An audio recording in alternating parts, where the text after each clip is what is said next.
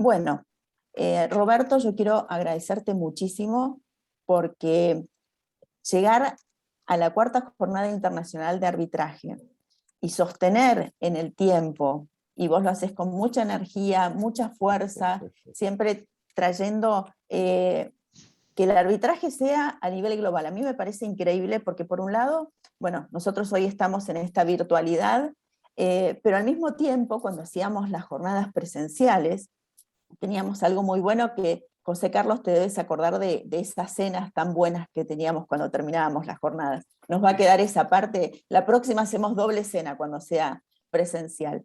Pero realmente, bueno, un placer convocar, felicitarte, agradecerte también, bueno, y siempre, obviamente, poder acompañar desde la Universidad del SEMA y desde la carrera de abogacía. Roberto. Bueno, muchas gracias, Cecilia. Realmente para mí es un gran placer y lo venimos haciendo ya, como decís vos, la cuarta jornada, y con mucho gusto. El tema va creciendo y creo que ya nos estamos como incluidos dentro de una agenda internacional de eventos que se van repitiendo y se van, digamos, cada vez más haciendo más importantes. Yo, por supuesto, los agradecimientos, además del de Cecilia, te agradezco, Cecilia, tus palabras hacia conmigo. Esto lo hago realmente con mucho afecto, y además la gente a la cual he invitado, además de unirme una relación, una amistad, son personas con un excelente nivel académico, y creo que les da vuelo a este evento. Yo lo que quisiera es ahora vamos a respetar más o menos el orden que está puesto en el programa para las presentaciones. Más o menos nos vamos a repartir el tiempo. Yo les he pasado por el chat más o menos el tiempo que va a tener cada uno, pero yo voy a ir presentando a cada uno a medida que vayan haciendo sus presentaciones. Bueno, el primer panelista será don Juan Cerrada Hierro, que es abogado del Estado español, árbitro, con una larga trayectoria, y actualmente presidente de la Corte Civil y Mercantil de Arbitraje, CIMA. Bueno, ¿qué decir de CIMA? CIMA es con la que me ha tocado colaborar y con mucho afecto lo hago. Es la Corte decana, en juicio, del arbitraje en España, y también con su expansión en Latinoamérica. Y además una organización que siempre está atenta a las innovaciones, las novedades, y siempre con ganas de crecer y ser cada vez más importante. Yo realmente debo valorar el trabajo que hace CIMA, y bueno, lo quiero decir de esta manera en público. Con eso presentarles a Juan, que nos va a hablar, bueno, desde la perspectiva de alguien que dirige una corte de arbitraje, cómo ha sido la problemática esta generada a partir de las consecuencias que nos ha traído el COVID y de estas modalidades que han venido para quedarse. Esto que estamos haciendo ahora y lo que se hace habitualmente en las audiencias. Así que, en primer lugar, le dejo la palabra a Juan Cerrada, que nos hable un poco sobre el tema. Juan. Bien, muchas gracias, Roberto. Simplemente confirmar que se me oye. ¿Me oís bien? ¿Me oyes bien, no? Sí, sí, a lo sí, mejor se oye. Se te oye bien, y bueno. ya aleja un poquito el micrófono, se satura un poco la voz. Ahí, a ver ahora. Sí. Ahí está bien. Bueno, muchas gracias. Son cuestiones técnicas de carácter previo. Muy bien, muy buenas tardes aquí en España. Lógicamente, lo primero que quiero decir es mostrar y señalar mi agradecimiento por la invitación que se me ha cursado para participar en esta jornada organizada por la Universidad CEMA, y en la que efectivamente he participado, así como en algunas ediciones anteriores. Ya viene participando CIMA, y en esta ocasión también con la intervención de UNCITRAL. Por tanto, muchísimas gracias a todos y encantado de estar entre todos vosotros y contigo, Roberto. La verdad es que el título, el rótulo que lleva esta primera mesa redonda, este primer panel de la jornada, el arbitraje frente al COVID 2019, audiencias presenciales, híbridas o virtuales, realmente considero que no puede ser más sugerente. Ciertamente estamos delante de una cuestión de una enorme trascendencia que ha tenido un enorme impacto en todo el mundo, es decir, no cabe duda, todos hemos sufrido en nuestros diferentes países el impacto de este mazazo terrible de la pandemia, y con algunas modalidades, con algunas diferencias en algunos casos, pero en esencia prácticamente todo ha sido lo mismo. Por tanto, hemos estado, y en alguna manera seguimos estando en presencia de una enorme crisis sanitaria, pero no solo sanitaria, sino también económica y social, es decir, que ha perturbado y ha puesto, podríamos decir en términos coloquiales, casi patas arriba todas las relaciones, muchas relaciones profesionales, humanas, familiares, etc.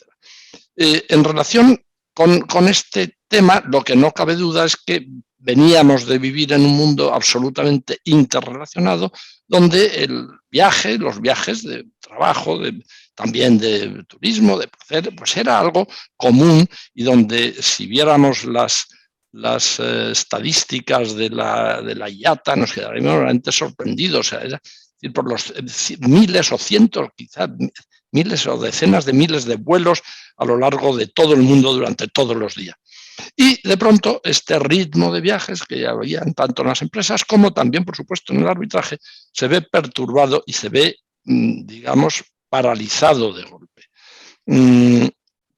¿Esto qué quiere decir, a mi juicio? Pues que evidentemente aparece una nueva forma de relacionarse las personas, las empresas, los abogados y, por supuesto, en el tema que nos ocupa, en el arbitraje, que fue además absolutamente inesperado. Ha sido algo que nadie podía sospechar hace siquiera, pues justamente unos meses o un mes, 2 o 3 meses antes del principio del año 20, nadie podía sospechar que íbamos a llegar a una situación parecida a esta. ¿Qué se puede considerar dentro de este nuevo escenario que puede tener interés a los efectos que nos ocupan? Si habláramos de las ventajas de este mundo virtual o híbrido que se nos ha presentado y que se ha desarrollado y se ha acelerado de una manera tremenda en este año y medio prácticamente, pues es verdad que podíamos expurgar algunas ventajas o espigar algunas ventajas que esto ya están un poco a la vista. En primer lugar, el aprovechamiento del tiempo. No cabe duda de que el arbitraje, que es una institución dinámica, pues con todas estas técnicas y todas estas fórmulas, se puede decir realmente que está aprovechando mucho mejor el tiempo a todos los efectos. Hay un problema de costes, es verdad. Es decir, esta nueva forma de relacionarse, pues incide directamente en los costes. Los viajes, pues ya sabemos que son costosos y ya sabemos que llevan consigo pues toda una serie de cuestiones aparejadas. Se reducen extraordinariamente los costes para muchas de estas relaciones. Esto también ha impulsado un enorme o un importante desarrollo de la tecnología en un tiempo prácticamente récord. Ya antes existían en el arbitraje videoconferencias o teleconferencias, pero eran algo completamente distinto. Esta tecnología que hoy día usamos y donde efectivamente, como estamos ahora mismo, parece que estuviéramos casi poco menos en las distintas habitaciones o en los distintos salones de quienes intervienen, nos vemos, nos oímos. Verdaderamente es un desarrollo tecnológico formidable. Todo esto supone una mayor facilidad para la comunicación en un tiempo real. Eso es indudable y se gana mucho en tiempo consecuencia de todo ello. También puede ser, creo que todo esto también influye positivamente en todo el manejo de la documentación de los arbitrajes, de todas las la rapidez en la comunicación de los documentos, el tenerlos en tiempo real, verdaderamente es algo sorprendente. También lleva consigo posiblemente todo ello, pues a lo mejor una simplificación en muchos aspectos de las pruebas que se practican en los distintos arbitrajes. Y por último, pues creo que se consigue un respeto a la confidencialidad, porque todas las comunicaciones o las tramitaciones de los distintos procedimientos están suficientemente garantizados y encriptados, y realmente pues la confidencialidad puede decirse que se mantiene perfectamente. ¿Cuáles serían los inconvenientes? Pues realmente yo casi diría que se me ocurre pensar que puede haber un único inconveniente, un inconveniente genérico, o no sé si es inconveniente o es simplemente un paradigma diferente.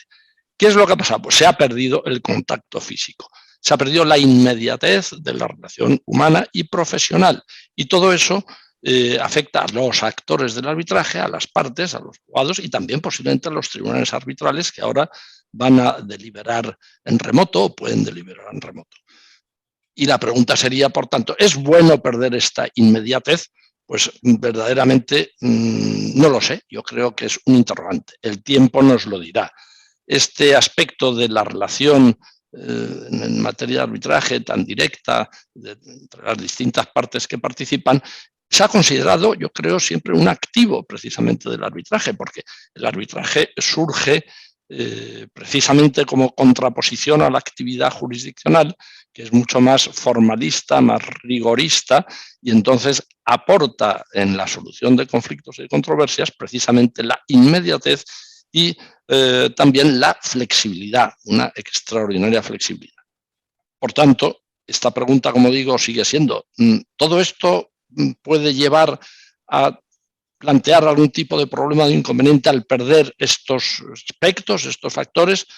Pues no lo sé, quizá el tiempo nos va a ir dando la respuesta y tendremos que ir adaptando posiblemente todas estas realidades siempre desde este punto de vista práctico en el que se mueve el arbitraje, para seguir ganando la confianza de todos los usuarios, porque sin esa confianza el arbitraje evidentemente no sería absolutamente nada. Esto trasciende a todos los aspectos del procedimiento, trasciende a la nueva forma de alegar, de presentar escritos, de probar. Luego se verá y se tratará efectivamente el tema de las audiencias de prueba, que son tan importantes en los procedimientos arbitrales. Esto ¿qué cautelas hay que tener? ¿Qué garantías ponemos? En definitiva, el arbitraje hemos descubierto, se nos ha plantado de pronto encima de la mesa el arbitraje virtual. Y con este arbitraje virtual, pues también yo me haría algunas preguntas. ¿Va a predominar ya definitivamente la forma escrita sobre la oralidad? Bueno, podrá haber fórmulas mixtas, híbridas, pero ese es un tema que creo que tiene importancia.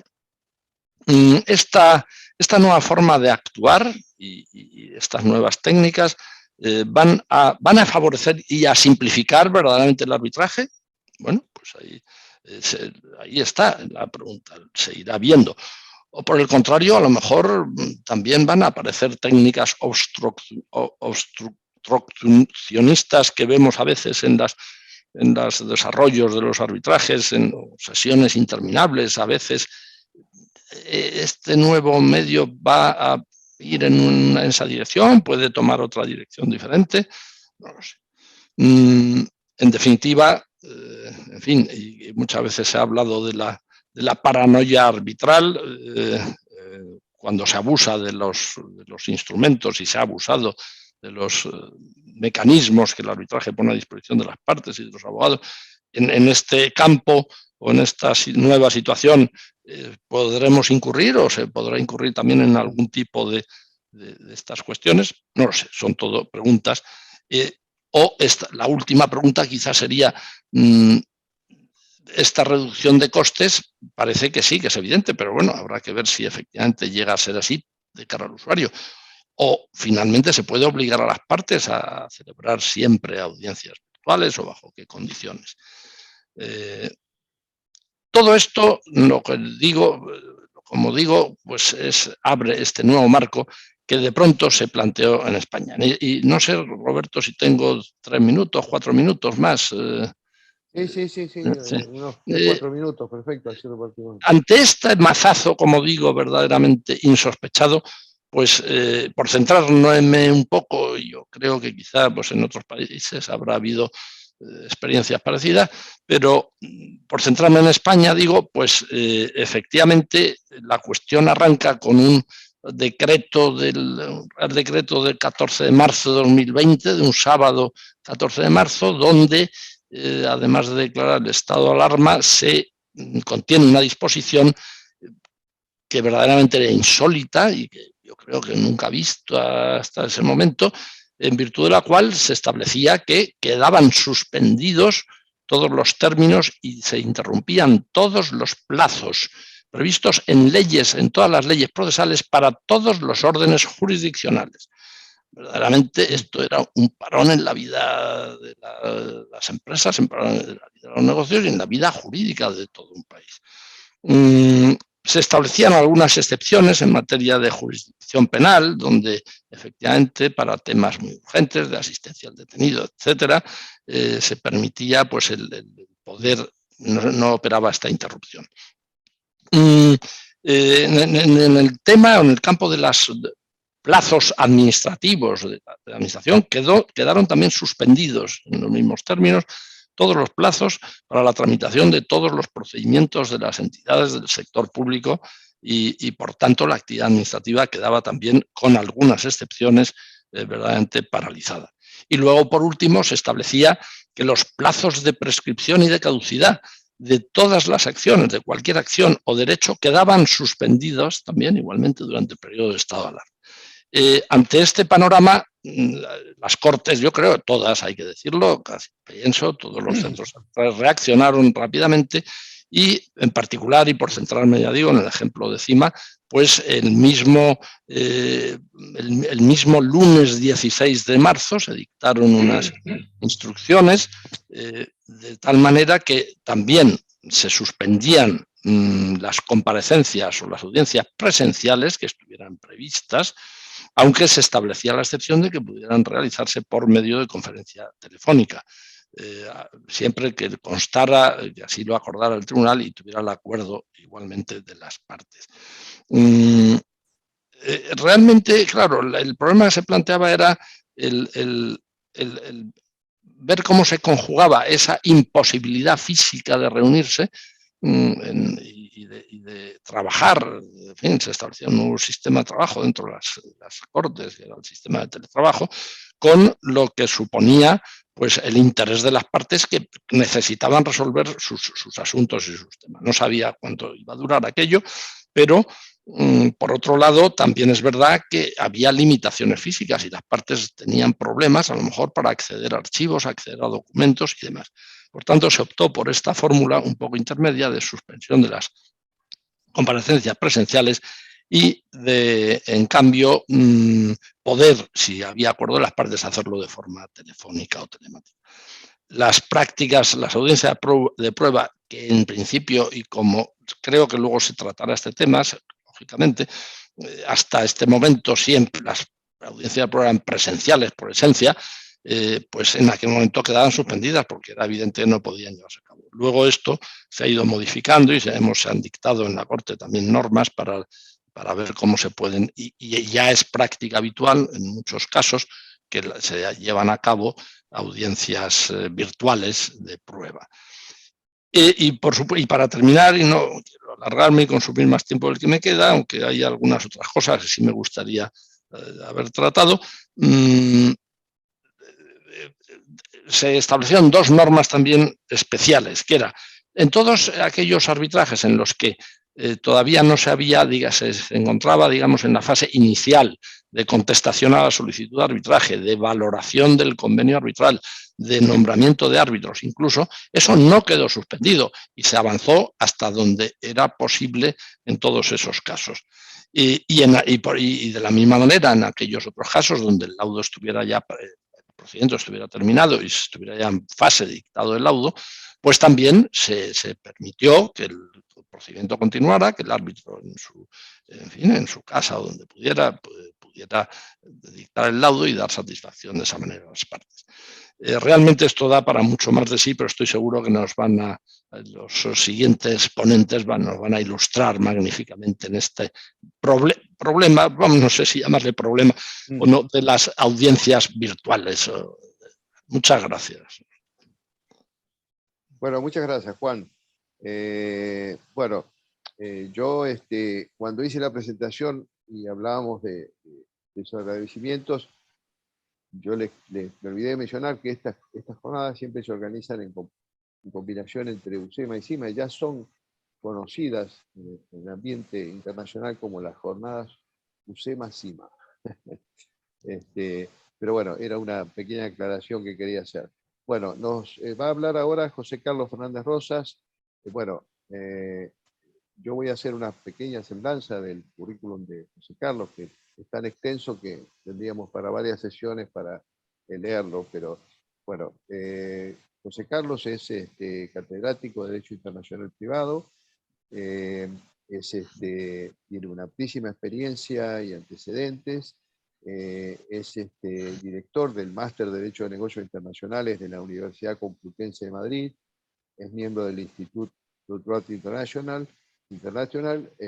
doctor honoris causa, este es un toque local argentino que tiene, que es doctor honoris causa por la Universidad de Córdoba, Argentina, también es profesor honorario de la Universidad Peruana y también miembro de la Real Academia Española de Legislación y Jurisprudencia. Actualmente también José Carlos es director de la revista La Ley, Mediación y Arbitraje, y además se da tiempo para ser árbitro internacional, ha intervenido en muchos arbitrajes como árbitro, en árbitros bajo el reglamento CCI o CIADI. Y actualmente también es coordinador del servicio de mediación de CIMA. José Carlos, seguramente nos vas a hacer comentarios muy académicamente muy interesantes sobre este tema que nos ha convocado hoy. Muchas gracias, Roberto, por tus amables palabras. Bueno, esto de académico, yo hace un año dejé la universidad, antes de que la universidad me dejara por razones de edad, y entonces yo ya me he olvidado de la academia y me dedico a la práctica del arbitraje, lo cual estoy en un ambiente mucho más agradable que el ambiente académico, ¿no? Aunque también con sus problemas, obviamente. Entonces, en efecto, yo tuve el honor de participar en la primera jornada UCEMA-CIMA y después, pues por el tema del alejamiento, pues, y por las circunstancias que nos traen aquí del COVID, pues bueno, no participé en otras sesiones, pero me vuelvo a reintegrar con mucho gusto y doy la bienvenida también a los amigos catalanes de la Asociación de Fomento del Arbitraje que también colaboran con nosotros en este acto, una asociación muy activa, de decir que el arbitraje en España no solamente es en Madrid, que diríamos está Barcelona y diríamos el Tribunal Arbitral de Barcelona, que tiene un gran prestigio. Entonces, a la pregunta que se me hace y a la pregunta que hacía nuestro presidente Juan Serrada de ¿qué es mejor el arbitraje? Bueno, yo soy un total convencido del arbitraje virtual. Y entonces yo a la pregunta pues diría, pues yo arbitraje virtual y pues presencial solo pues cuando sea necesario, cuando las partes lo quieran. Y bueno, no solamente soy yo, sino que son otros muchos prácticos del arbitraje que después de unos cuantos meses, claro, ¿quién nos iba a decir aquí hace 2 años que íbamos a estar tocando estas teclas y manejando todos estos instrumentos como estamos haciendo ahora en esta sesión y cómo funciona? Y la verdad es que la experiencia que hemos tenido y que yo personalmente he tenido, pues ha sido verdaderamente satisfactoria tanto como perito, como miembro del tribunal arbitral, como abogado de las partes. Es decir, que ventajas extraordinarias, siempre se dice la presencia, pues siempre captas al testigo, mucho mejor lo captas con estos medios informáticos que cuando a veces estás alejado. Además, pues los árbitros tienen que desplazarse, aparte de lo caro que es, pues ir a alojarte en un hotel raro, con unas almohadas pues que no son las tuyas, comer comidas pesadas. Entonces, uno no está en las mejores condiciones cuando tiene que hacer estos desplazamientos rápidos a veces, vuelos, aunque vayas en business o lo que sea, pues estás incómodo. Y entonces, bueno, pues aquí estás en tu casa, agradable, y diríamos de la cintura para arriba con corbata y luego abajo, si hace calor, pues estás en chancletas o en traje de baño, con lo cual, digamos, mucho más cómodo, que no es mi caso en este momento porque vengo de una reunión, pero en otros casos digo que no me puedo poner de pie por esa circunstancia. Entonces yo soy totalmente convencido. Y claro, el COVID nos ha enseñado, ya había empezado, ya se ha señalado aquí, que muchas instituciones de arbitraje, pues la Corte de Estocolmo, la CCI, el CIADI, ya habían empezado a experimentar todo esto para reducir costes, esta obsesión que hay ahora de reducir costes, sobre todo los costes de los árbitros, ¿no? Pero es una obsesión que está ahí, que es saludable. Y entonces, bueno, pues también ha habido otro fenómeno que es impulsar los arbitrajes acelerados. Es decir, ¿qué nos iba a decir ahora? Pues todos, es decir, en los últimos tiempos, pues todas las cortes hemos introducido, nuestra corte, por ejemplo, otras muchas cortes, el arbitraje acelerado, que da muchos beneficios y que no tiene por qué reducir las garantías del arbitraje. Por tanto, pues bienvenido sea. Y bueno, pues como se decía aquello de no hay mal que por bien no venga, la verdad es que el COVID ha sido una gran desgracia, pero digamos que desde esta perspectiva bueno, nos ha enseñado a aprender nuevas técnicas y estas técnicas son muy importantes. Claro, estos nuevos usos tecnológicos nos plantean muchos problemas porque suponen un tremendo reto para la práctica arbitral porque, digamos, lo que tratamos siempre es de que el arbitraje funcione mejor, pero también la obsesión que antes señalaba de ahorrar tiempo y ahorrar costes, y esto pues debe valorarse de una forma muy positiva. Los nuevos usos tecnológicos presentan pues unos desafíos. Claro, se requieren unos abogados capacitados en el uso de la plataforma. Supone para las asociaciones, para los centros de arbitraje, pues un desafío también que hay que comprar la buena plataforma.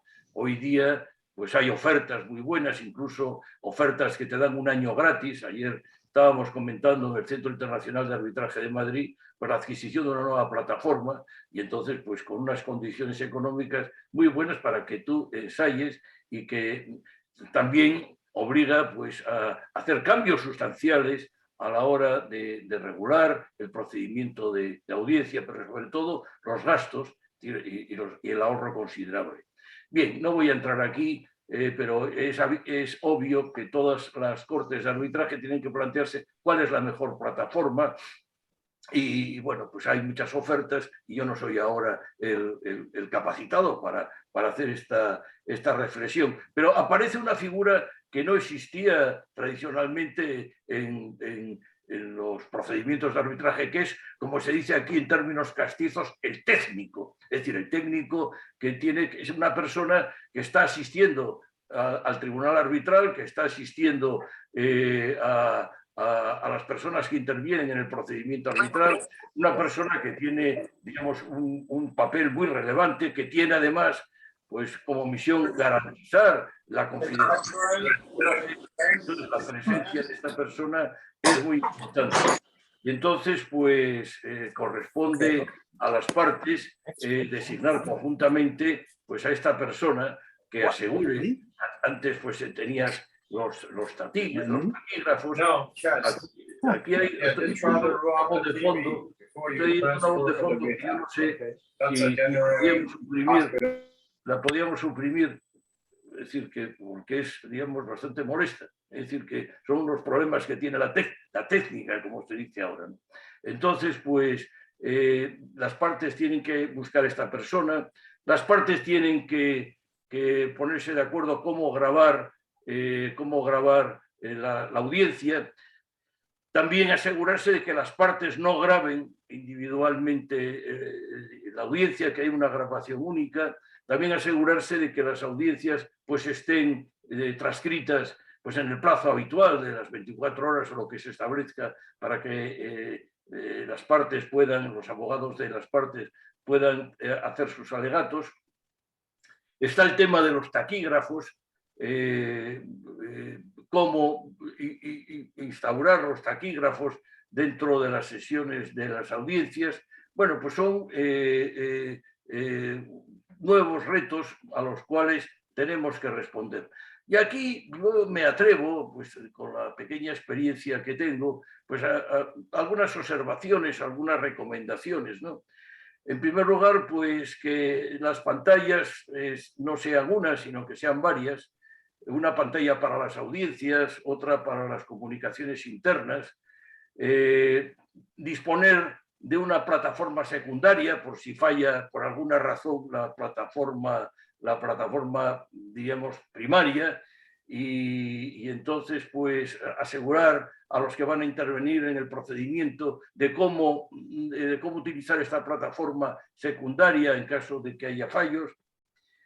El manejo del empleo del servicio del almacenamiento de los documentos en la nube, es decir, cómo albergar en la nube los documentos introductorios del arbitraje y cómo manejarlos a lo largo del procedimiento arbitral.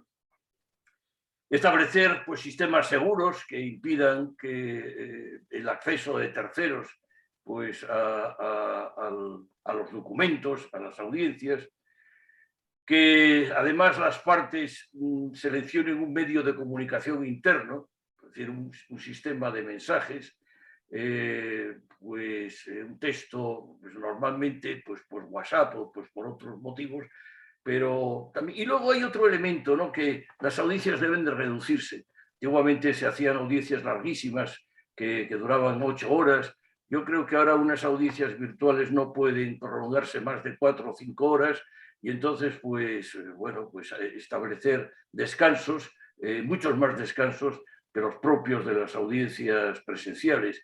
Establecer salas virtuales para las reuniones privadas que estén pues disponibles en la página, es decir, para que los árbitros en cualquier momento puedan suspender el procedimiento y puedan tener deliberaciones entre ellos sin que escuchen las partes. Es decir, son retos que hay que establecer. Pues no voy a entrar, se habla de la necesidad de 3 pantallas, ¿no? Una que transmite a la audiencia, otra la transcripción y otra los documentos que se van a presentar.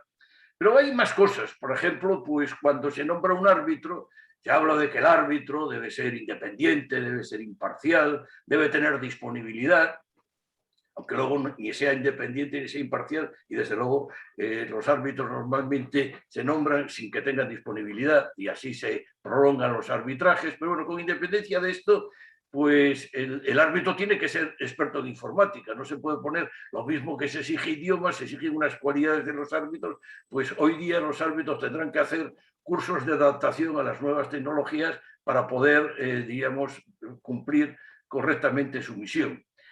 Y luego pues hay problemas jurídicos en el sentido de que hay que asegurarse de que la ley aplicable, la ley del país donde sea la sede del arbitraje, pues permita estas audiencias, la posibilidad de hacer pactos entre las partes que los regulen. Me referiré, voy a ir a acabar pronto, pero me referiré al final de mi intervención a ello. Y para ello la primera orden procesal o acta de emisión es muy importante, porque en ella deben de precisarse, es decir, que ya las reglas del acta de emisión de la CCI o de nuestra CIMA, nosotros tenemos el acta de emisión en el artículo 24 de nuestro reglamento de arbitraje, pues hay que añadir elementos, obviamente, porque habrá que establecer si las partes están de acuerdo, si están conformes con que se practique una audiencia virtual.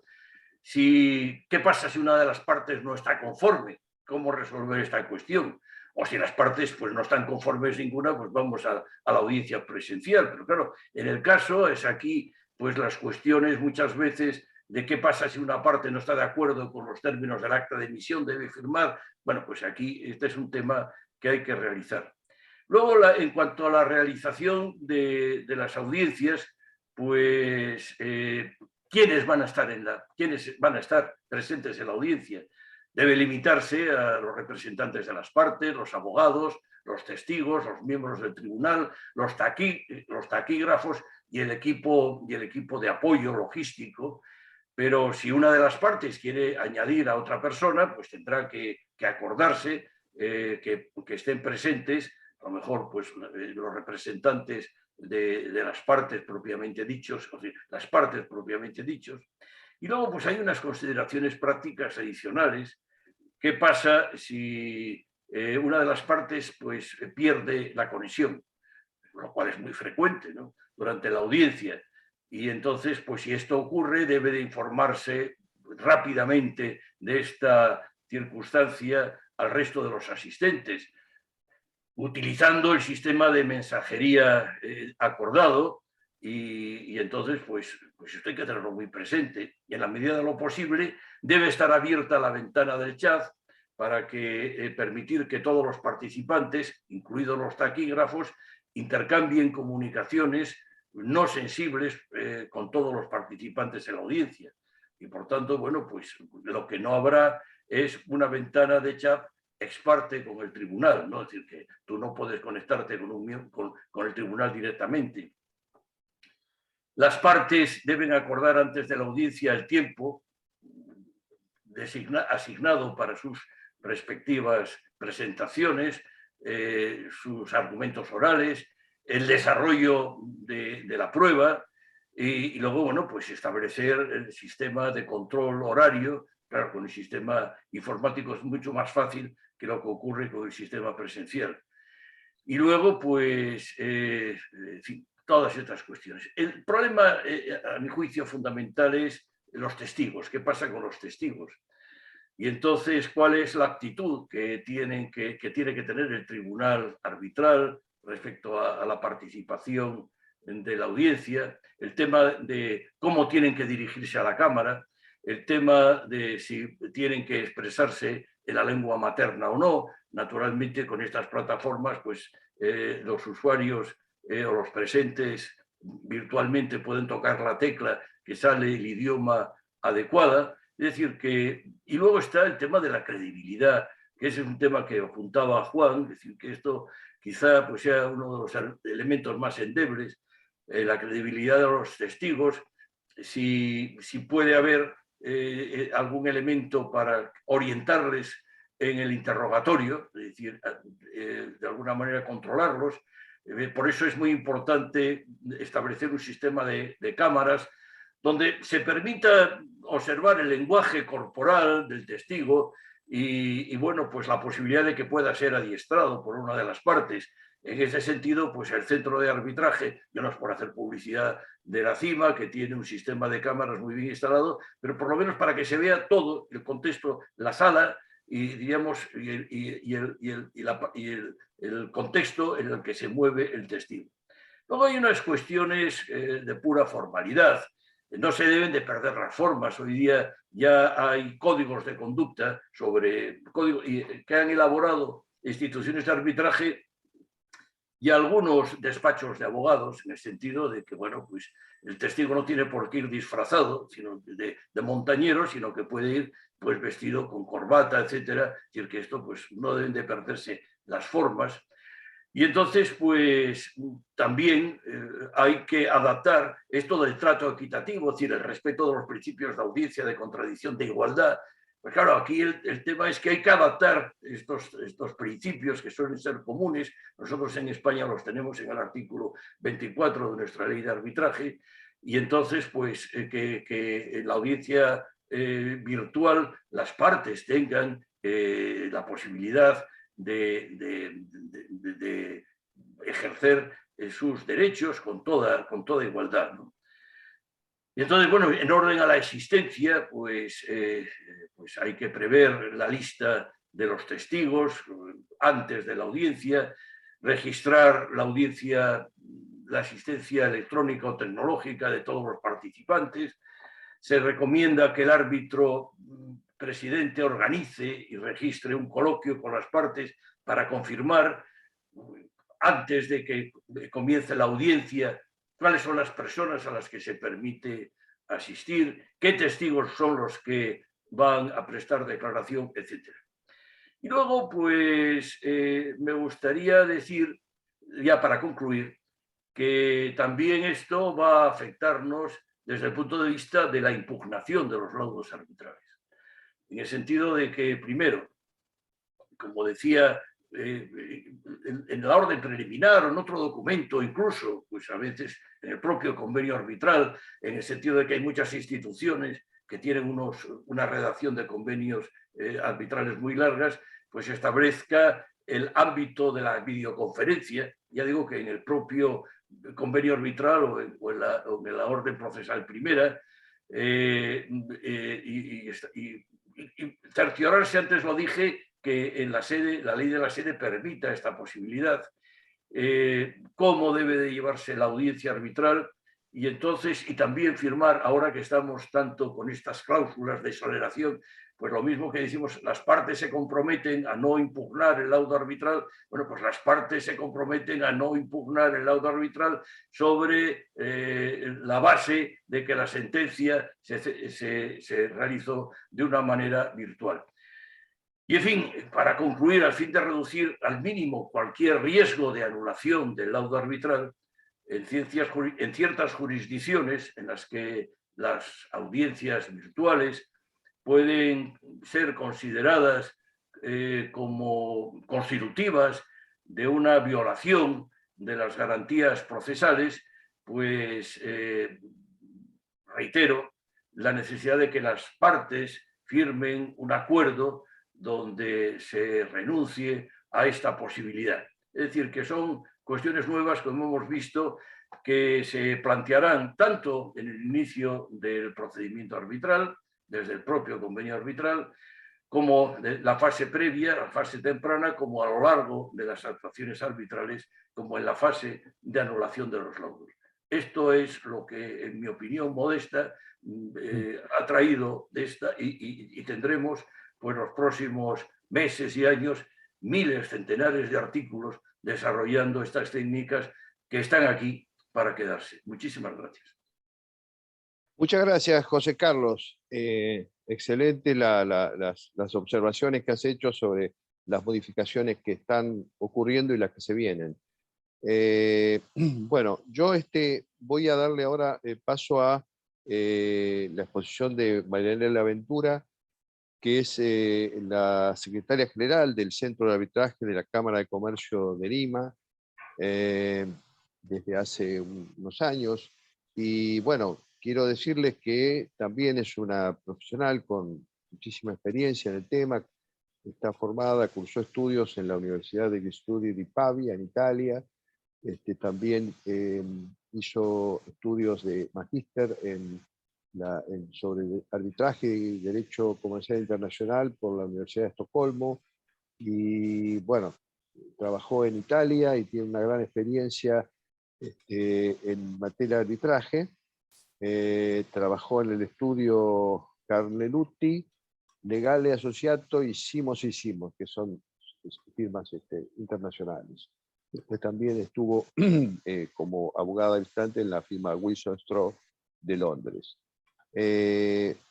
Yo estoy seguro de que Marianela, estando al frente, antes de que comenzara la conferencia, me decía que en el último mes creo que hicieron más de 100 audiencias virtuales, y bueno, evidentemente es una experiencia viva, nos va a comentar el día a día de una corte que trabaja muchísimo y que está ya prácticamente acoplada a todas las prácticas virtuales que se están utilizando.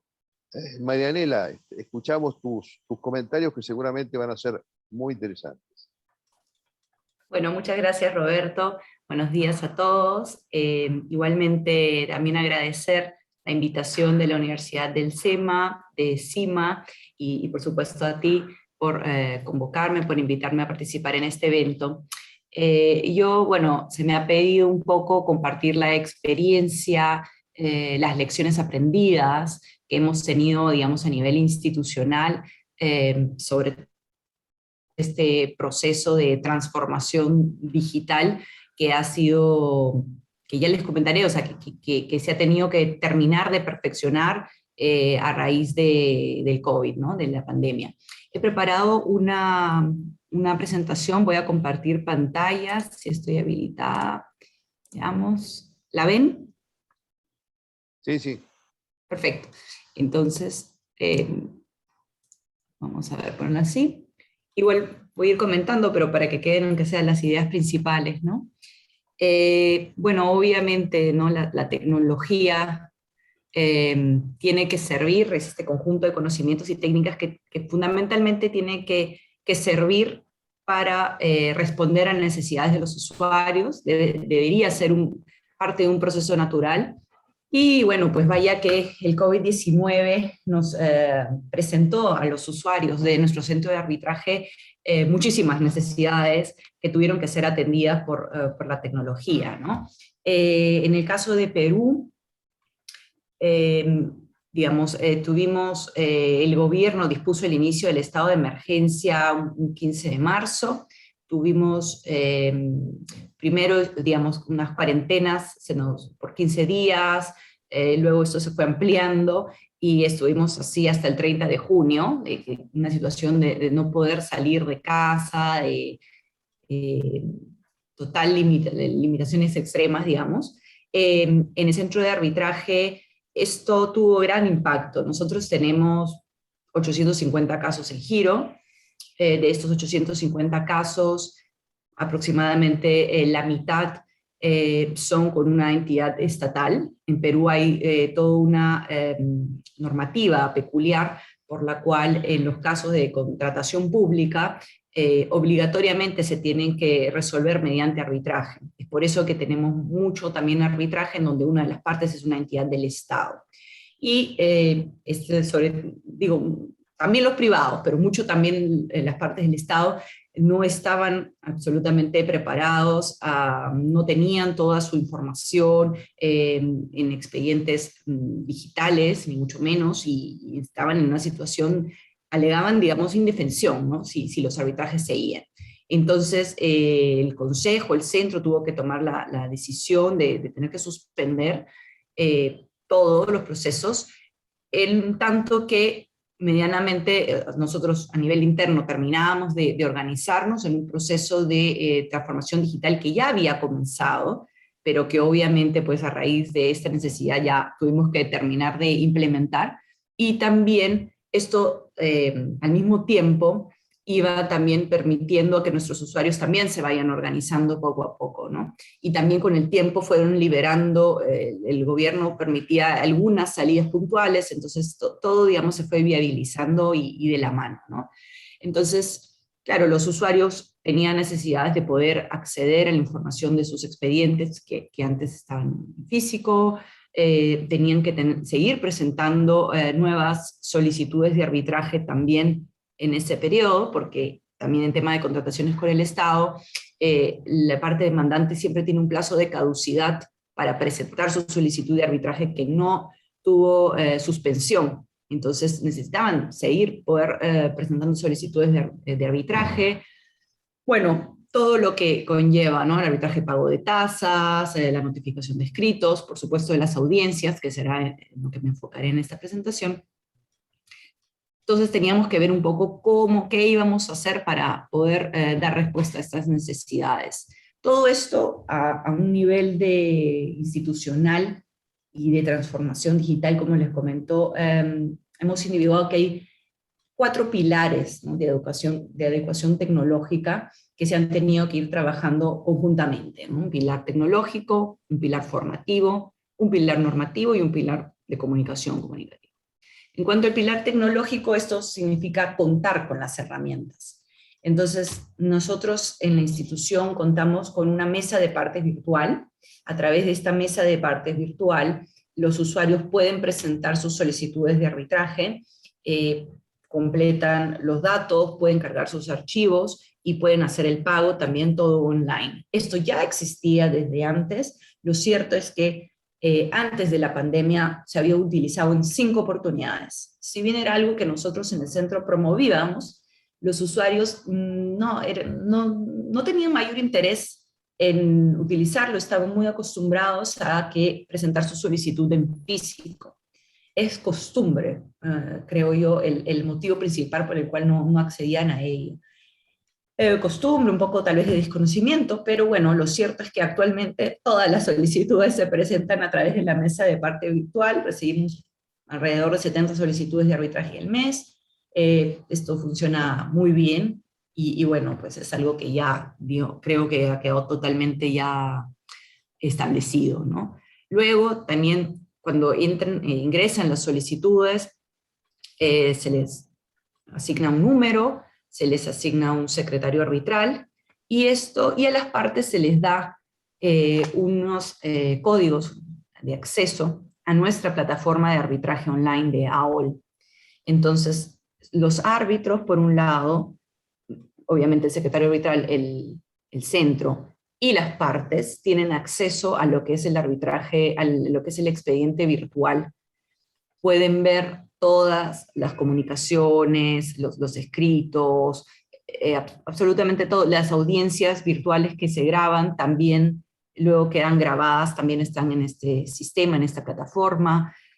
Pueden realizar los pagos, ver cómo va el sistema de pagos. Es muy completo. Estas herramientas virtuales de las que disponemos han sido creadas in-house por el área de sistemas de la Cámara de Comercio de Lima, con los cuales continuamente estamos en contacto, pues como es la tecnología, siempre van surgiendo, y el avance, van surgiendo nuevas necesidades, entonces nosotros estamos contactándonos siempre con ellos para que ellos también puedan atender nuestros diferentes requerimientos. A nivel de audiencias, se utiliza Zoom. Hemos detectado que esa es la plataforma que mejor nos funciona.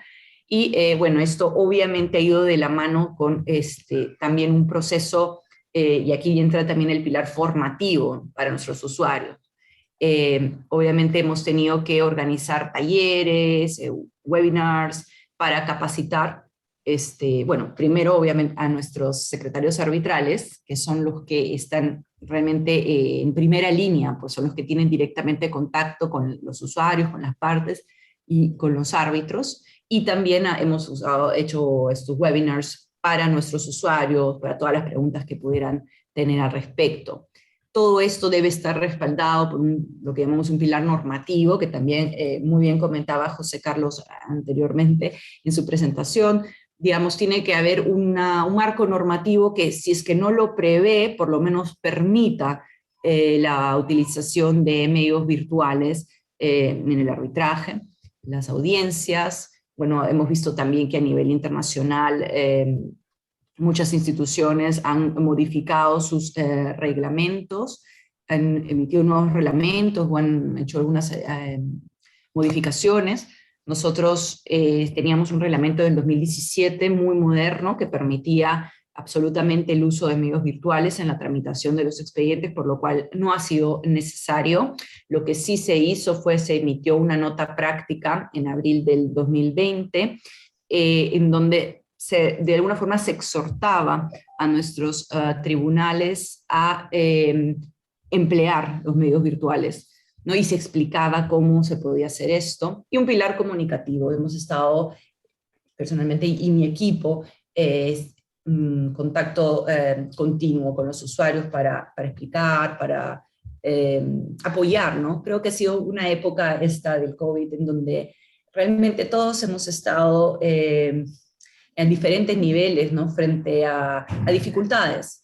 Y ha sido un reto salir adelante, pero creo que también nos ha permitido estar en mayor comunicación, una comunicación también, o sea, ser realmente más empáticos, hasta con nuestros usuarios, hasta realmente todos, ¿no? Como comunidad para salir adelante. Y bueno, con relación específicamente a las audiencias virtuales, puedo decir que cuando se levantó la suspensión y se avanzó con los arbitrajes, tuvimos diferentes reacciones por parte de nuestros usuarios.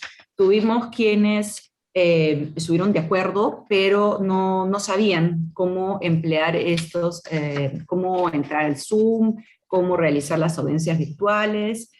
Entonces tuvimos que explicarles, hicieran pruebas, y eso es algo que siempre se recomienda, hacer algunas pruebas, ensayos antes de la audiencia. Luego tuvimos algunos que eran renuentes, que absolutamente primero preferían que el arbitraje se mantenga suspendido, preferían esperar a que haya la posibilidad de realizar audiencias presenciales. Cuando se dieron cuenta que esto no iba a suceder en un futuro cercano, pues también ellos de alguna forma tuvieron que adaptarse. Y luego también hemos tenido partes en donde estaban de acuerdo en realizar audiencias virtuales, pero no tenían los medios. Entonces también hemos tenido casos en donde se realizaba la audiencia virtual, pero por ejemplo una de las partes ha venido físicamente a nuestras instalaciones y se ha conectado desde una sala y una máquina que nosotros le hemos prestado para el caso, ¿no? Entonces, han habido diferentes reacciones. Yo he visto, y me parece siempre muy interesante, el reporte de la Universidad Queen Mary y conjuntamente con el estudio White and Case, el último reporte, ¿no? Muestra que realmente los usuarios, esto ya a nivel internacional, realmente lo que más valoran de las instituciones arbitrales es justamente este soporte administrativo logístico para la realización de las audiencias virtuales. Vemos también que todos los usuarios han en algún momento en estos últimos años usado más o en mayor o menor medida, pero todos han tenido que usar videoconferencias, todas las herramientas de hardware referidas a para la realización de estas audiencias. Y bueno, pues vemos que obviamente esto trae la ventaja principal, que es la de una mayor disponibilidad, que sea más fácil la realización, la programación de la audiencia. ¿Y esto por qué?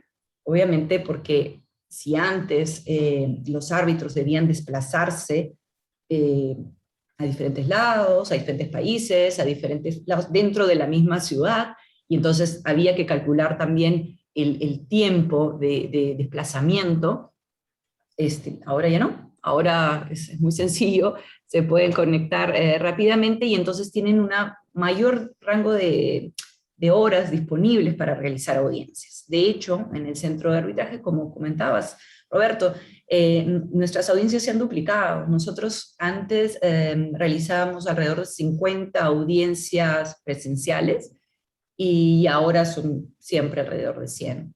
Entonces eso es algo y esto también pues lleva una serie de ventajas. De hecho, el hecho de que de alguna forma también el caso está avanzando un poco más rápido, esto en realidad ha ido de la mano con otra nota práctica que ha emitido el Consejo en noviembre del año pasado, que es la de, digamos, establecer que se deba emitir un cronograma de actuaciones arbitrales.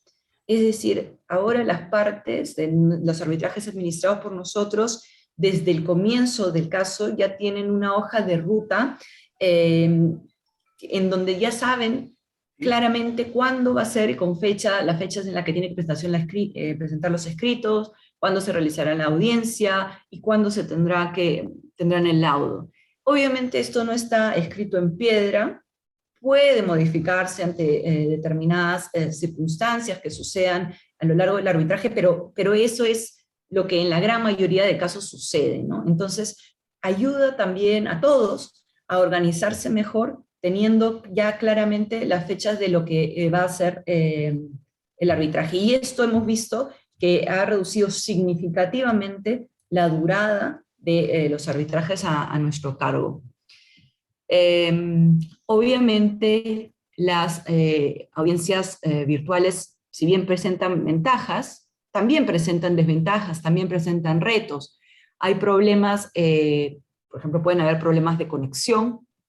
Las partes, hemos tenido casos en donde las partes, por ejemplo, se han desconectado de la audiencia de forma permanente.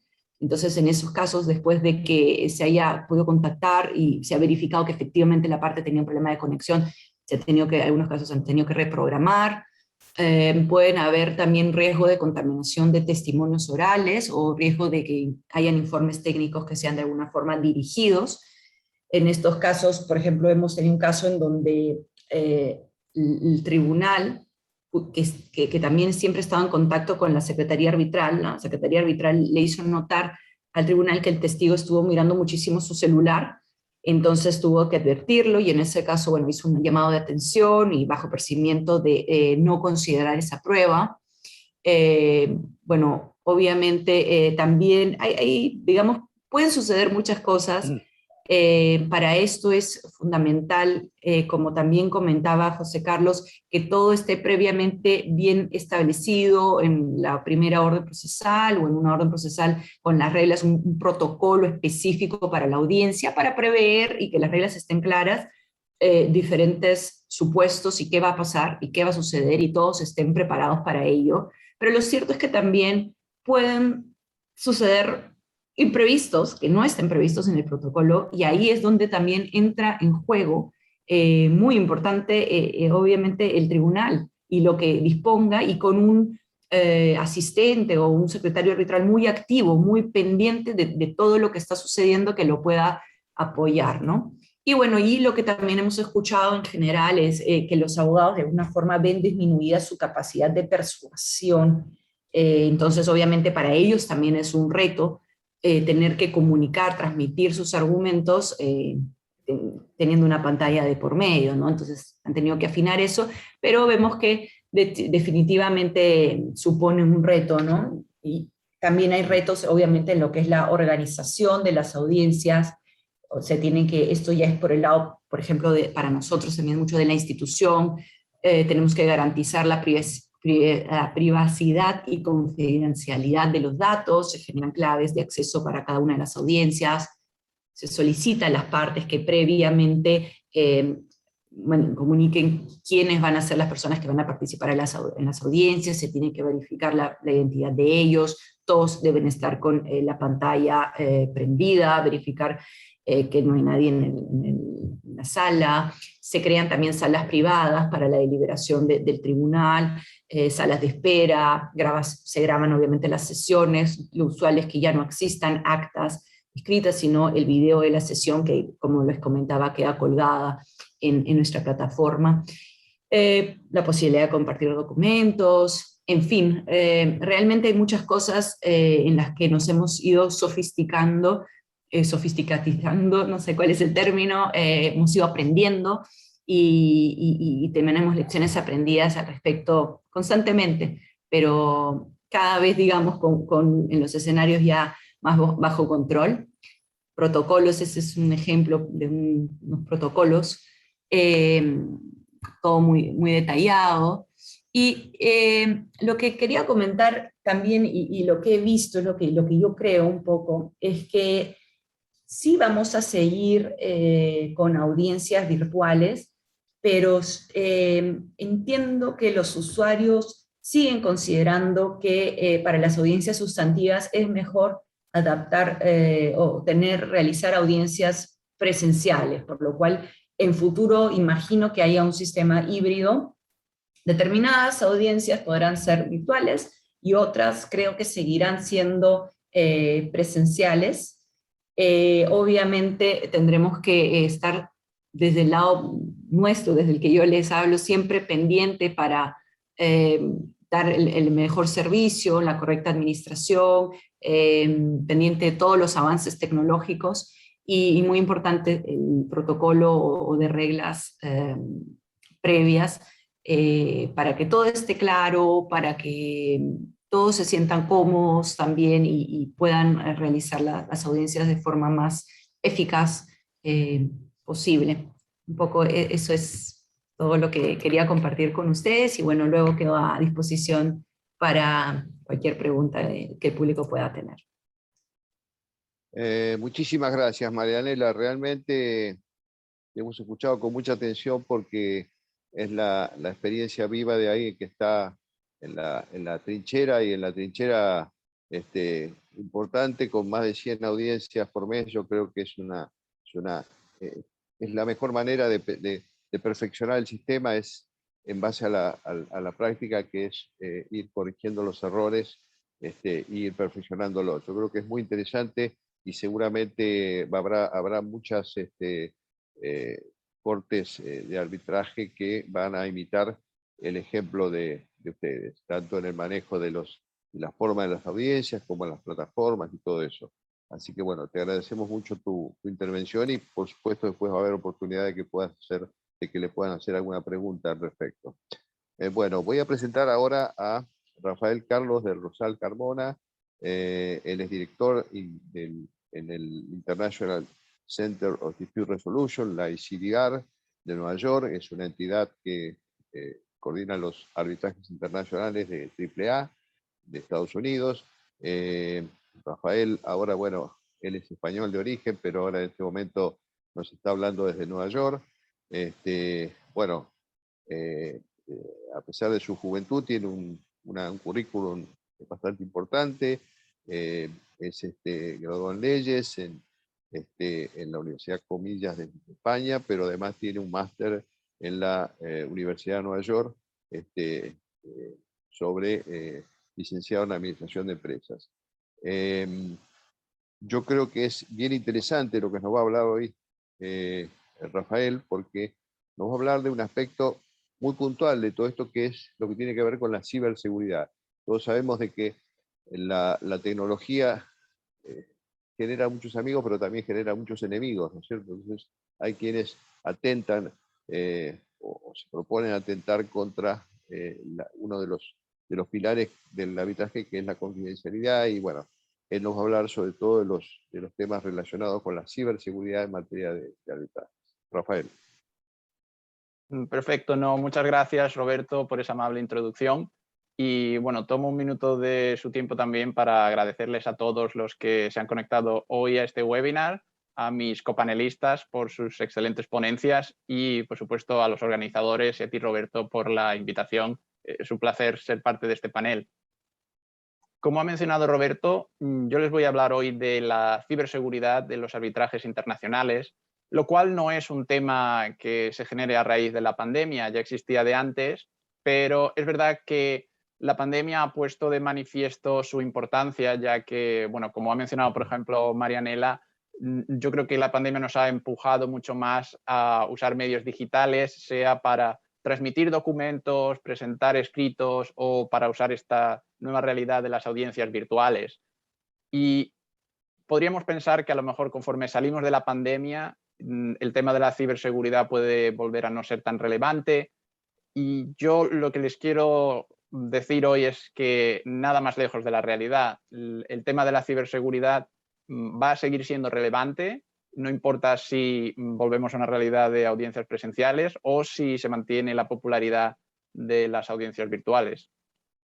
Y para explicarles por qué, les quiero hablar primero de ciberseguridad en general y después les hablaré un poco más en concreto en relación con las audiencias tanto virtuales como presenciales. Ciberseguridad, lo primero de todo, lo podemos definir como el evitar la intrusión ilegítima de terceros a información que se encuentra almacenada de manera digital. Y dicho de esta manera, puede parecer que esto es algo un poco alejado del mundo arbitral y que no nos afecta. No obstante, tenemos ya bastantes ejemplos de casos de arbitraje que han sufrido ciberataques o de actores participantes en arbitrajes que han sufrido ciberataques como consecuencia de lo que se decidió en esos arbitrajes. Les doy unos cuantos ejemplos, por cierto, todos ellos anteriores a la pandemia. Primero tenemos el caso de Karatube contra Kazajistán, un caso de inversión en el que ciertos hackers lograron acceder a documentos confidenciales del gobierno de Kazajistán y los filtraron al público, con el resultado de que algunos de esos documentos eran relevantes para las reclamaciones de Karatube, que trató de presentar algunos de esos documentos frente al tribunal arbitral, que bueno, tuvo que decidir si los aceptaba o no, y terminó aceptando algunos y no otros debido a que eran confidenciales por ser comunicaciones entre abogado y cliente. Probablemente han oído también hablar del caso de Filipinas contra China, en el que desde el primer momento China dijo que el arbitraje era ilegítimo y en el primer día de audiencias de ese caso, hackers chinos lograron un ciberataque exitoso contra la página web de la Corte Permanente de Arbitraje. De manera similar, hackers rusos trataron, esta vez sin éxito, de dirigir un ciberataque contra el Tribunal Arbitral del Deporte en represalia por ciertas decisiones que este tribunal tomó respecto a alegaciones de dopaje en Rusia. Y de manera un poco más general, y no les quiero dar ejemplos sobre esto, pero los abogados somos un objetivo perfecto para los cibercriminales, y hay firmas en concreto que han sufrido ciberataques porque buena parte de la información que manejamos al final es confidencial. Y los cibercriminales, una vez que logran acceso a esa información confidencial, pueden beneficiarse o bien chantajeando a las firmas de abogados, o tal vez puedan obtener un beneficio directamente por conocer esa información que no es conocida por el público en general. Con lo cual, ¿cómo podemos tratar de evitar estos ciberataques y mejorar nuestro nivel de ciberseguridad? Lo primero que hay que pensar es que no podemos simplemente acordarnos de la ciberseguridad cuando nos damos cuenta de que vamos a tener una audiencia virtual. Esto es algo que hay que tener muy presente en todo momento, y hay que tratar de establecer lo que se llama un nivel básico de ciberseguridad que aplique a todas nuestras actuaciones profesionales. Hay que tratar de desarrollar hábitos saludables de ciberseguridad, lo que a veces se llama ciberhigiene, como por ejemplo cambiar nuestras contraseñas de manera regular. ¿Y cómo desarrollamos ese nivel básico de ciberseguridad? Los expertos recomiendan pensar en términos de activos y de infraestructuras, que esto suena un poco complicado, pero al final se trata de pensar en qué información tenemos que queremos proteger y en qué formato la tenemos, cómo accedemos a esa información. Y con este enfoque podemos diseñar medidas para proteger esa información.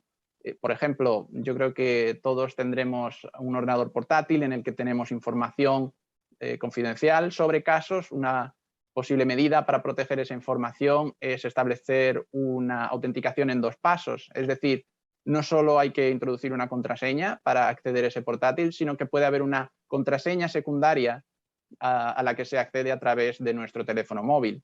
Otro ejemplo, memorias USB.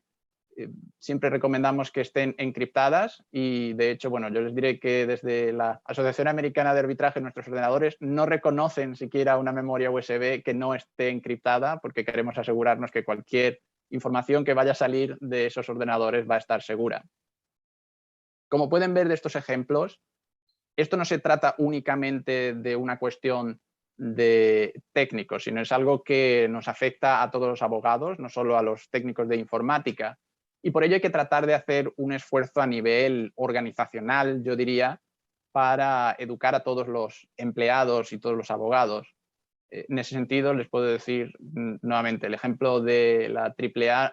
Los empleados de la AAA y de la ICDR tenemos que tomar cursos sobre ciberseguridad, e incluso nuestro equipo técnico nos manda frecuentemente falsos emails de phishing para que estemos atentos y no hagamos clic en esos links. Y para los que no sepan qué es un email de phishing, es cuando alguien finge ser otra persona con el objetivo de acceder a nuestra información confidencial.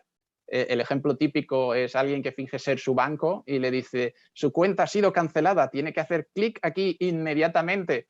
Entonces, bueno, si hacen clic, les instalan un malware, le piden sus contraseñas y, bueno, obviamente les recomendamos que estén atentos siempre para que no caigan en estas trampas. Pasando un poco más ahora al caso concreto de los arbitrajes, 2 cosas que hay que considerar es que, primero, el nivel específico de ciberseguridad apropiado a cada caso hay que estudiarlo en cada situación. No hay un estándar universal por varios motivos. Primero, porque aunque cada participante en el arbitraje haya podido desarrollar su propio nivel básico, ese nivel básico puede ser distinto en realidad para cada uno de los participantes. Y segundo, bueno, muchas veces no puede ser el mismo el nivel de ciberseguridad en un caso pequeño por facturas impagadas entre pequeñas empresas, que si hablamos de un caso de miles de millones entre grandes multinacionales sobre secretos empresariales. Con lo cual, este es un tema que nosotros recomendamos que se trate cuanto antes con las partes, y de hecho, bueno, nosotros hemos publicado guías de buenas prácticas sobre ciberseguridad que les transmitimos a las partes en nuestra primera comunicación. Se las transmitimos también a los árbitros cuando les invitamos a servir. Y además nuestras reglas de arbitraje mencionan específicamente que el tribunal deberá tratar los temas de ciberseguridad y protección de datos durante esa primera audiencia procesal con las partes. Con lo cual creemos que es algo que hay que tratar cuanto antes. Nuestras guías de buenas prácticas incluyen también algunas sugerencias sobre temas a tratar y hemos requerido a los árbitros de nuestro panel que tomen también cursos de ciberseguridad para que puedan discutir estos temas de manera eficiente. Y paso ahora un poco más al tema de las audiencias virtuales, que nuevamente, como ciberseguridad en general, se recomienda que se traten cuanto antes. Tal vez en esta primera audiencia procesal se puede empezar a discutir, aunque es verdad que en mi experiencia, en esta primera audiencia procesal se discute un poco la cuestión de la audiencia virtual, pero muchas veces los detalles se suelen dejar para un momento posterior. En buena parte yo creo porque, al menos en mi experiencia, aunque es cierto que yo creo que los árbitros, y tal vez José Carlos viene con este enfoque, los árbitros prefieren una audiencia virtual, las partes yo creo que prefieren en general audiencias todavía presenciales, al menos cuando se trata de interrogatorios de testigos. Y bueno, dada la incertidumbre que ha gobernado toda la pandemia, querían decidir un poco más cuando estemos más cerca del día de la audiencia en sí mismo. Aún así, obviamente no podemos dejarlo al último momento, hay que tratarlo cuanto antes.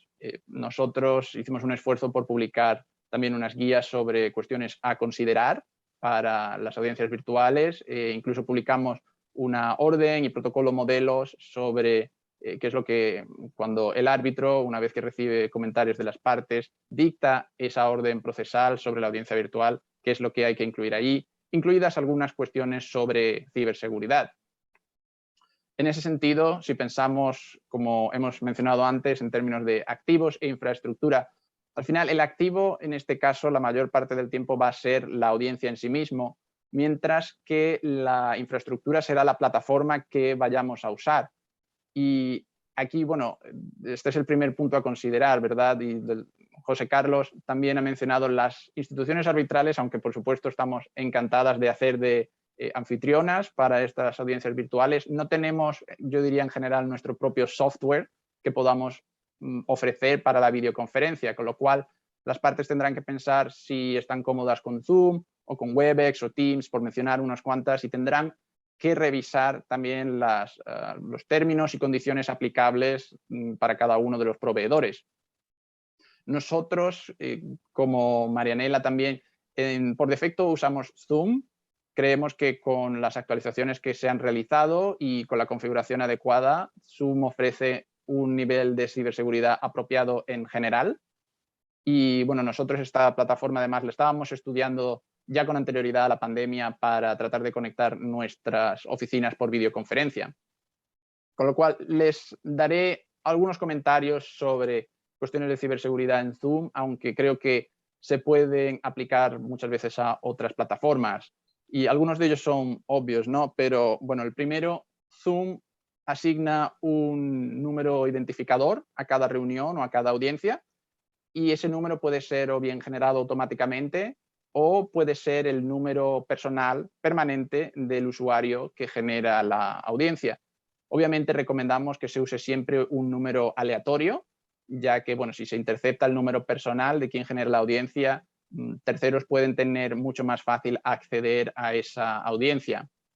Obviamente, y creo que Marianela también lo ha mencionado, contraseña siempre, y una contraseña que no sea fácil de adivinar. Tercero, también obviamente identificar a todos los asistentes. Solemos pedir que nos faciliten la lista de asistentes con anterioridad y tenemos activo esa sala de espera en la que el anfitrión puede ver quién se une y los puede aceptar conforme corresponda. Y al principio de la audiencia también en ese sentido, bueno, que todo el mundo encienda sus cámaras para confirmar quién está detrás de ese nombre de usuario, ¿verdad? Cuarto y último, tal vez esto no sea tan obvio, pero Zoom tiene la función de chat y en algunas ocasiones a mí me han preguntado si las partes podrían usar esa función de chat para transmitir archivos, que en general se puede usar, pero nosotros no lo recomendamos, porque entonces ese archivo que puede ser confidencial puede pasar también por los servidores de Zoom y es algo que nuevamente no recomendamos a las partes.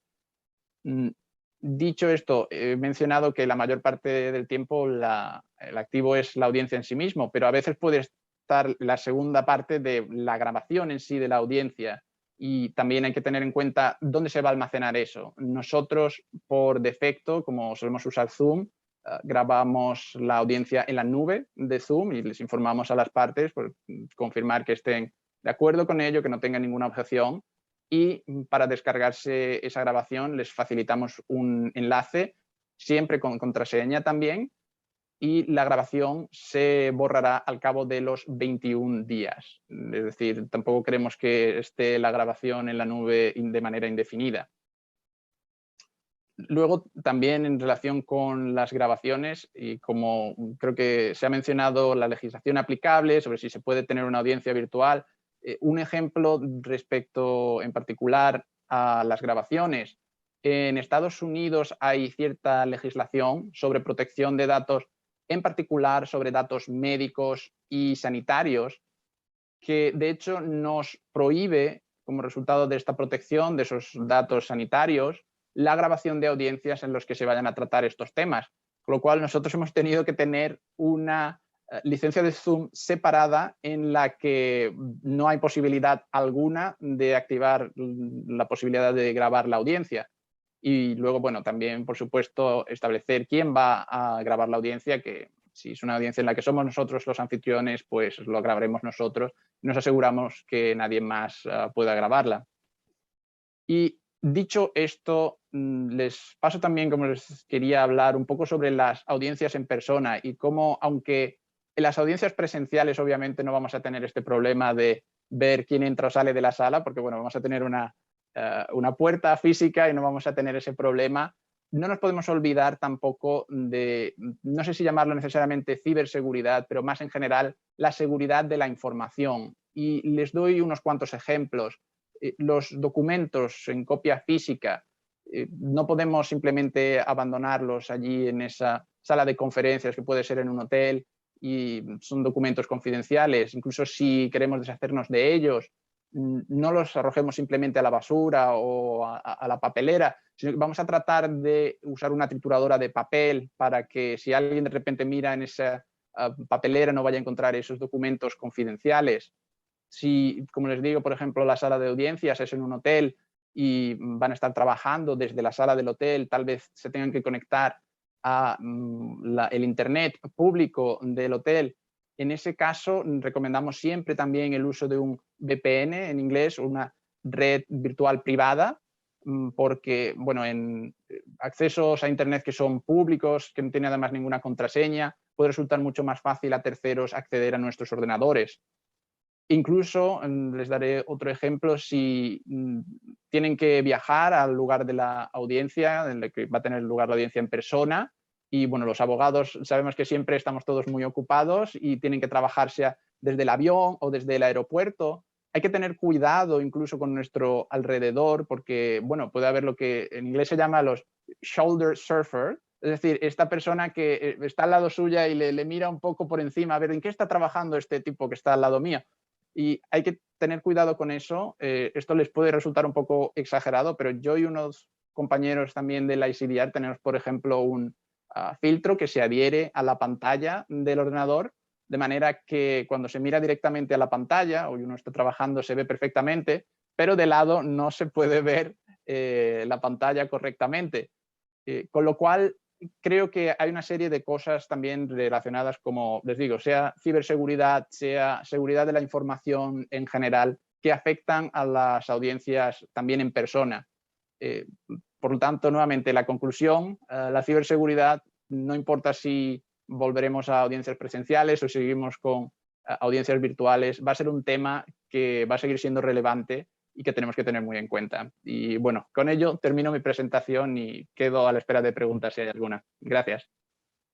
Bueno, muchas gracias, Rafael, por tu interesantísima comentario sobre la ciberseguridad, que seguramente va a ser una preocupación de todos los que manejen este tipo de audiencias, donde se maneja este tipo de arbitraje, donde se maneja la información confidencial.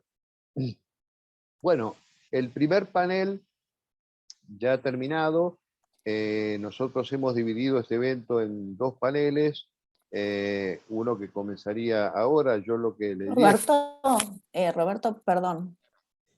Tenemos un par de preguntas acá en Tenemos un el... par de preguntas. Sí, iba a ir a Sí, eso, que perfecto. menciones vos las preguntas que hay y después yo lo que les propongo a los que están, tenemos en este momento, por lo que veo en el contador, unas 123 personas que están observando la conferencia, y además los panelistas, dar un pequeño break de 3 minutos para empezar con el segundo panel. ¿Te parece bien? Perfecto, perfecto. Acá las preguntas son más que preguntas, algunas recomendaciones que están pidiendo respecto de los usos horarios. Creo que el tema de usos horarios se nombró. ¿Qué pasa cuando hay distintos usos horarios? ¿Cuál se elige? Sobre todo cuando hay árbitros que están en distintas ubicaciones. Y la segunda pregunta es la grabación de las audiencias y el principio de confidencialidad. Si hay alguna colisión o algún tema específico que nombrar ahí. Yo no sé quién quiere contestar. Bueno, yo personalmente en el tema de los usos horarios, pues eso lo acuerdan las partes, ¿no? Entonces, bueno, no hay más que ver la prueba de lo que estamos haciendo ahora, que por las mañanas en un sitio y por las tardes en otro. Entonces, pues ya estamos acostumbrados más o menos, porque no solamente esto se da en las audiencias arbitrales, sino que se da en todos los webinars, que estamos acostumbrados a hacerlos todas las semanas. Y entonces, pues ya tenemos una cierta práctica en la materia. Pero claro, por ejemplo, en el de hoy, que nos ha planteado de que en Europa pues hemos adelantado, atrasado. Bueno, cuando eran las 3 eran las 2. Y entonces, pues nosotros ahora pues nos hemos quedado sin comer, porque claro, aquí se come a una hora y entonces, pues al adelantarnos, pues estamos todos sin comer. Juan Serrada está con una cara de hambre que no se tiene, porque no puede comer. Entonces, eso de los usos, pues es importante, ¿no? Pero bueno, estamos acostumbrados, los que nos movemos en el arbitraje y los que estamos en arbitraje transcontinentales, hasta la 1 de la mañana no nos podemos acostar por si vienen correos. Es decir, que esto es un tema de la práctica. Y bueno, yo creo que la otra la debe contestar, a mi juicio, Rafael, que es el experto en la materia, ¿no? Gracias, José Carlos. No sé si me consideraría experto, pero te agradezco el comentario. Y bueno, yo creo que el tema de la confidencialidad con la grabación, o sea, es un problema que en realidad no hemos visto tanto porque, bueno, como les he mencionado, en mi experiencia la grabación la vamos a tener si las partes lo acuerdan. Es decir, yo en mi experiencia no he visto ningún caso en el que realmente las partes no estén de acuerdo en si grabar o no la audiencia y tenga que ser el tribunal el que decida si vamos a grabar la audiencia. Sí que he visto casos, bueno, y creo que todo el mundo los habrá visto en algún momento, en el que una de las partes quiere audiencia presencial y la otra quiere audiencia virtual y el tribunal decide audiencia virtual. Pero en tema de grabación de audiencia no he visto tanto problema, porque además, bueno, yo creo que la alternativa es si alguien tiene alguna objeción sobre la confidencialidad, es, bueno, de acuerdo, entonces habrá que contratar un taquígrafo y tendremos un poco la opción más tradicional de esa persona que ha mecanografiado toda la audiencia, ¿no? En lugar de la grabación. Con lo cual, bueno, es algo que hay que tener en cuenta y como les digo, a las partes se lo mencionamos que nuestras grabaciones van a estar en la nube de Zoom hasta que las borremos a los 21 días, pero no suele ser un problema en mi experiencia. Bueno, muchas gracias. Como les dije, vamos a hacer un pequeño, pero muy pequeño paréntesis, un pequeño break para poder empezar con el otro panel. Y bueno, en este momento hay 123 personas que están participando, así que a todos les propongo este break que, insisto, no va a pasar de 3-4 minutos. Perfecto.